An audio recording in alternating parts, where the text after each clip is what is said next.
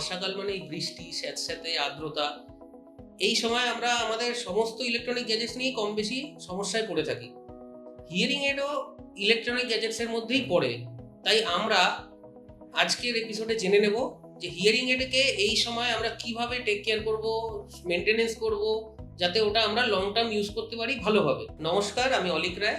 এই বর্ষাকালে আমরা হিয়ারিং এডকে কিভাবে ভালো রাখবো সেই বিষয়ে আলোচনা করব। আমাদের সাথে আছেন অভিষেক দত্ত। নমস্কার। নমস্কার। কেমন আছেন? ভালো। আমরা যেহেতু বিগত আমাদের 4-5টা এপিসোডে আমরা হিয়ারিং এড নিয়ে আলোচনা করেছি, আমরা অনেক রকম হিয়ারিং এডের ব্যবহার করে এবং পেশেন্টদের থেকে অনেক রকম রিপোর্ট পাচ্ছি যে এই বর্ষাকাল আসার সঙ্গে সঙ্গে ওনাদের হিয়ারিং এডে প্রবলেম আরম্ভ হয়েছে। ওরা অনেকটাই সমস্যায় আছে এটা নিয়ে। তো ওরা কিভাবে এই হিয়ারিং এডকে টেক কেয়ার করবে, ভালো রাখবে, বা কি কি প্রসেস ওনাদের মেনটেন করা উচিত বা ফলো করা উচিত? দেখুন, বর্ষাকালে মূলত আমাদের ওয়েদারে যে ময়েশ্চার থাকে এবং বর্ষাকালে এমনি স্যাঁতস্যাঁতে ওয়েদারের জন্য ঘামও বেশি হয়, তার ফলে কি হয় যে মেশিন খারাপ হয় বেশি। ব্যাটারি অপারেটেড মেশিন হলে বেশি খারাপ হয়, রিচার্জেবল মেশিনও অনেক সময় খারাপ হয়, চার্জিং পয়েন্ট ইত্যাদি। কিছুটা খারাপ হয় আমাদের নিজেদের দোষেও। প্রথমত যখন আমরা বর্ষার ওয়েদারের মধ্যে বেরোচ্ছি, সাথে যাতে মেশিনে জল না লাগে, বৃষ্টির ফোঁটা না লাগে, সেদিকে খেয়াল রাখা উচিত। ঘাম ইত্যাদি হলে বেশি যদি যাদের হয়, তাদের অবশ্যই যখন মেশিন ব্যবহার করছেন না, মেশিন যখন খুলছেন তখন ভালো করে মুছে নেওয়া উচিত। চার্জিং মেশিনের ক্ষেত্রে আমি সবসময় সাজেশন দিই যে যখন মেশিন খুললেন প্রথমেই চার্জিংয়ে ওই অবস্থায় বসাবেন না, ভালো করে মেশিনটা মুছে একটু শুকিয়ে নিয়ে তারপরে চার্জে বসানো উচিত। বিশেষ সতর্কতা যেটা দরকার সেটা হচ্ছে যে কানের ময়লা, জল, ঘাম এগুলোকে রেগুলার মেশিনে মুছে নেওয়া উচিত। এছাড়া যেটা দরকার সেটা হচ্ছে ডিহিউমিডিফায়ার বক্সের মধ্যে মেশিনটিকে প্রতিদিন রাখা উচিত। এতে কি হয় যে ঘাম টাম যেগুলো থাকে সেগুলো অ্যাবজর্ব করে নেয়। কানের ময়লা পরিষ্কার করা এবং ঘাম পরিষ্কার করা এই দুটো জিনিসই কিন্তু মেশিন ভালো রাখার জন্য খুব গুরুত্বপূর্ণ, যেটা আমাদের প্রত্যেকবার যখনই আমরা মেশিন খুলছি তখন করা উচিত। ব্যাটারি অপারেটেড মেশিনে কি হয়, ব্যাটারির যে ডোরটা থাকে তার ফাঁক দিয়ে অনেক সময় ঘাম, জল ইত্যাদি সহজেই চলে যায়। তো সেই জন্য যখনই আমরা মেশিন খুলছি বা অনেকক্ষণ দীর্ঘক্ষণ মেশিন পড়ে আছি, তখন মাঝে মাঝে আমাদের মেশিনটাকে খুলে ব্যাটারি ডোরের মধ্যে ঘাম ঢুকেছে কিনা এগুলো দেখা উচিত। একটু মুছে নিয়ে পরিষ্কার করে একটু শুকিয়ে নিয়ে তারপরে আবার মেশিন ব্যবহার করলে মেশিনটা ভালো থাকে। এবং প্রতিদিন রাত্রে অবশ্যই ডিহিউমিডিফায়ার বক্সে মেশিনটা রাখা উচিত যাতে ঘামটামগুলো শুকিয়ে নেয়। ব্যাটারি অপারেটেড হলে ব্যাটারি ডোরটা খুলে রাখলে উপকার অনেক বেশি পাওয়া যায়। আচ্ছা, বর্ষায় এই যে খারাপ হয় বা অনেক রকম সমস্যা হয়, এটা কেন হয়, কি কারণে হয়? তো ইলেকট্রনিক্স যন্ত্রের মধ্যে যদি জল, ঘাম এগুলো যায়, তাতে কি হয়, যেমন ঘামের ক্ষেত্রে আমাদের সল্ট থাকে, ঠিক আছে, যেগুলো ইলেকট্রনিক্স পার্টসকে নষ্ট করে। নেক্সট হচ্ছে যে জল যখন যাচ্ছে একটা ইলেকট্রনিক সার্কিটের মধ্যে, জল গেলে তখন মধ্যে ওখানে ব্যাটারি ডোরেও বলুন, ওখানে অনেক সময় রাস্ট পড়ে যায়, জং ধরে যায়, ব্যাটারিগুলো অনেক সময় কালো কালো মরচে ধরার মতো হয়ে যায়। তো সেইগুলোর থেকেই মেশিন খারাপ হয়। এবং মেশিনের যে অন্যান্য গ্যাপগুলো থাকে সেখান দিয়ে যদি রেগুলারলি জল বা ঘাম যেতে থাকে তখন মেশিনের বিভিন্ন অংশগুলো খারাপ হয়। ময়েশ্চার, আর্দ্রতা থাকার জন্য অনেক সময় মাইক্রোফোনের যে গার্ড বা রিসিভারের যে তার মধ্যে ময়েশ্চার অ্যাবজর্ব হয়, তার জন্য মেশিন খারাপ হতে পারে।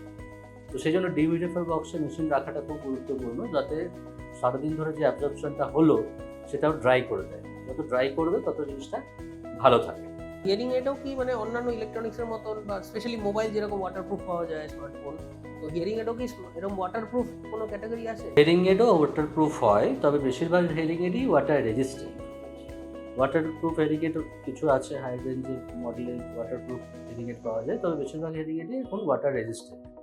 তো ওয়াটার রেজিস্ট্যান্ট হলে কি হয় যে IP68 রেটিং থাকে, ইনগ্রেস প্রোটেকশন রেটিং 6.8 থাকে, যাতে ঘাম, ধুলো হাইয়েস্ট রেটিংটা। কিন্তু তা সত্ত্বেও দেখা যায় যে অনেক সময় ঘাম, জল ইত্যাদি গিয়ে মেশিনে, যেটা বললাম যে ব্যাটারি ডোরের মধ্যে দিয়ে গেলে মেশিন খারাপ হওয়ার সম্ভাবনা কিন্তু থেকেই যায়। তো সেই জন্য আমরা সবসময় বলি যখন বাইরে বেরোচ্ছেন তখন অবশ্যই সাবধানে, এবং পকেটে যেন একটা বাক্স অবশ্যই আপনার থাকে। যখনই দেখছেন বৃষ্টি আসছে, মেশিনটাকে খুলে বাক্সের মধ্যে নিয়ে নেওয়া এবং রেগুলার এটাকে পরিষ্কার করা, মোছা, এই জিনিসটা খুবই প্রয়োজন। চার্জিং মেশিনের ক্ষেত্রে যেটা হয়, যেটা বললাম, যে চার্জিং পোর্টে অনেক সময় জল লেগে থাকলে যখন আমরা চার্জে বসাই সেই জিনিসগুলো নষ্ট হয়ে যায়, চার্জিং পোর্টগুলো নষ্ট হয়ে যায়, রাস্ট পড়ে যায়, জং পড়ে যায়, তার ফলে আমরা মেশিনের চার্জেরও ক্ষতি হয়, ব্যাটারিরও ক্ষতি হয়, চার্জারেরও ক্ষতি হয়। তো সেই জন্য এই চার্জার বক্সটাই বলুন, চার্জিং পয়েন্টগুলো বলুন, বা মেশিনের যে জায়গাটা আমাদের চার্জারে বসছে, যে জায়গাটা পিনগুলো থাকে, কানেক্টিং পয়েন্ট যেগুলো, সেই জায়গাগুলোকে অবশ্যই রেগুলার ক্লিন করা, রেগুলার মোছাটা খুব প্রয়োজন। আচ্ছা, আপনি বললেন ডিহিউমিডিফায়ার বক্সে রাখার ব্যাপারে, তো এই বক্সটা কোথায় পাবে বা কি জিনিস? ডিহিউমিডিফায়ার বক্স হেরিংয়ের সাথেই প্রোভাইড করা হয়, বা কিছু ইলেকট্রিক্যাল ডিহিউমিডিফায়ার হয়। ইলেকট্রিক্যাল ডিহিউমিডিফায়ারটা আপনাকে আলাদা করে পারচেস করতে হয়। আর একটা হয় সিলিকা জেলের বক্স। তো সিলিকা জেলের বক্সটা কি হয়, ওটা অল্প ময়েশ্চারকে অ্যাবজর্ব করে, যাতে রেগুলার যদি আপনি ওটাকে রাখেন, ওটা একসময় কিন্তু নষ্ট হয়ে যায়, তখন ওটাকে আবার রোদে দিতে বা মাইক্রোওভেনে দিয়ে ওটাকে আবার রিইউজেবল করা যায়। ওটাতে একটা পার্টিকুলার নির্দিষ্ট সীমা পর্যন্ত ঘামকে অ্যাবজর্ব করতে পারে, কিন্তু যদি ইলেকট্রিক্যাল ডিহিউমিডিফায়ার হয় সেটা কিন্তু অনেকটা বেটার হয়। সে কী হয়, সে পুরো সম্পূর্ণ ঘামটাকে আপনার শুকিয়ে দেয়। তো বর্ষাকালে প্রত্যেকটি পেশেন্টের আমরা সাজেশন দিই যে যাতে উনি ইলেকট্রিক্যাল ডিহিউমিডিফায়ারটা যদি ব্যবহার করেন, তাহলে মেশিনের আয়ুটাও ভালো থাকে, মেশিন খারাপ হওয়ার প্রবণতা মেশিন খারাপ হওয়ার প্রবণতা কমে। তো যত মেশিনটাকে ড্রাই রাখতে পারবেন, তত ইলেকট্রনিক সার্কিটে যত ভালো থাকে। যখন আপনি মুছবেন, অনেকে আবার কী করে, জল দিয়ে তুলো ভিজিয়ে মুছে ফেলে বা কোনো স্যানিটাইজার দিয়ে মুছে ফেললো, সেটা আমরা মানা করি। সবসময় নর্মালি শুকনো কাপড় দিয়ে বা শুকনো তুলো দিয়ে মুছে নেওয়াটা ভালো ব্যবহারের পরে। এবং কানের ময়লা, যখন কানের যেগুলো আমাদের পোর্টগুলো যেখানে কানের মধ্যে ঢুকছে, রিসিভারটা যেখানে ঢুকছে বা সিআইসির ক্ষেত্রে, ওখানে ওয়্যাক্স ফিল্টারের মধ্যে কানের ময়লা জমে যায়, বা যাদের ধরুন অনেক সময় কানের বন্ধ হয়ে আছে কানের মধ্যে, তো ময়েশ্চার ওখানেও ডেভেলপ করে, ময়েশ্চার ওখানেও অ্যাবজর্ব করে। তো সেই জায়গাগুলো অবশ্যই রেগুলার পরিবর্তন করা, ফিল্টারটা রেগুলার মোছা, সেটা কিন্তু প্রয়োজন, মেশিনটা দেখতে ভালো থাকে। আচ্ছা, মানে হঠাৎ করে যদি জলে পড়ে যায় বা কোনো কারণে ভিজে যায়, তো আমরা কিভাবে সেটাকে চটজলদি সেটাকে দেখুন, প্রথমে যদি জলে ভিজেই যায় আপনার মেশিন, তখন সঙ্গে সঙ্গে যদি ব্যাটারি অপারেটেড মেশিন হয়, ব্যাটারিটা বার করে ফেলে দিন। তারপর ভালো করে সেটাকে মুছে একটু ড্রাই ডিহিউমিডিফায়ার বক্সে রেখে ব্যবহার করুন, দেখবেন চালু হয়ে গেছে। যদি চালু না হয়, তাহলে সেক্ষেত্রে অবশ্যই অডলস্টের সাথে যোগাযোগ করবেন।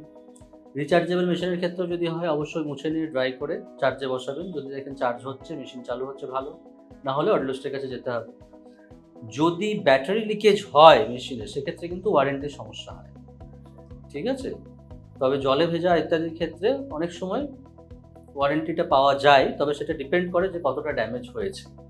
যদি অতিরিক্ত ড্যামেজ হয়ে গিয়ে থাকে, তাহলে কিন্তু ওয়ারেন্টির ক্ষেত্রে কখনো সমস্যা হতে পারে। তো সেক্ষেত্রে সেইগুলো সাবধানে ব্যবহার করাই ভালো।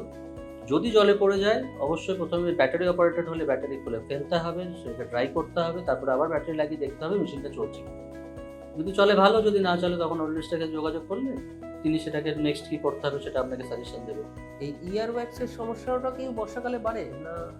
হ্যাঁ, এয়ার ওয়্যাক্সের সমস্যাটা বর্ষাকালে বাড়ে আমি বলবো না, ওটা সারা বছর। যাদের কারো ধরুন ড্রাই এয়ার ওয়্যাক্সটা কী হয়, এক একজন মানুষের এক এক রকমের হয়।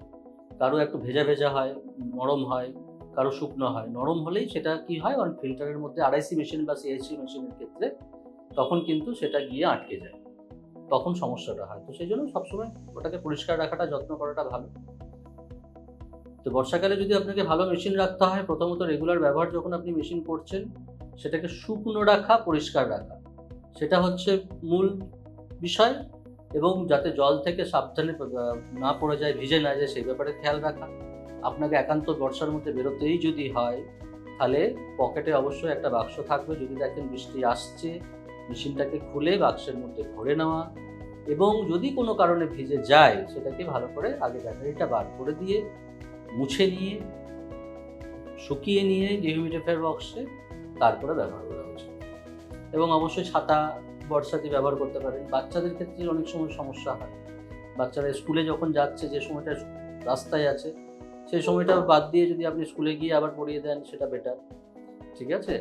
অনেক সময় কিছু বিটি মেশিনের ক্ষেত্রে কিছু পাওয়া যায়, কেসিং টাইপের পাওয়া যায়, ব্যাগ টাইপের পাওয়া যায়, যেগুলো কিছুটা, কিন্তু সেটা খুব বেশি যে আটকায় সেটা নয়। তো সেই জন্য বাচ্চাদের ক্ষেত্রে বেশি সাবধান থাকতে হয়। বাচ্চাদের ক্ষেত্রে স্কুলে টিচারকে অবশ্যই বলে রাখতে হবে যে যদি বাচ্চা বাইরে খেলাধুলা করছে তখন মেশিন খুলে নেওয়াটাই ভালো।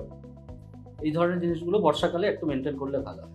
তো বাচ্চাদের ক্ষেত্রে কি যত বেশি মেশিনটা পড়ে, বাচ্চাদের বড়দের সবারই ক্ষেত্রে যত বেশিক্ষণ মেশিনটা পড়বে ভালো, কিন্তু বর্ষাকালে একটু আধটু সাবধানতা আমাদের নিতেই হবে। কেন মেশিন বর্ষায় যদি জলে ভেজে, ঘামে বেশি ভেজে, তো মেশিনের কিন্তু পার্টস নষ্ট হয়।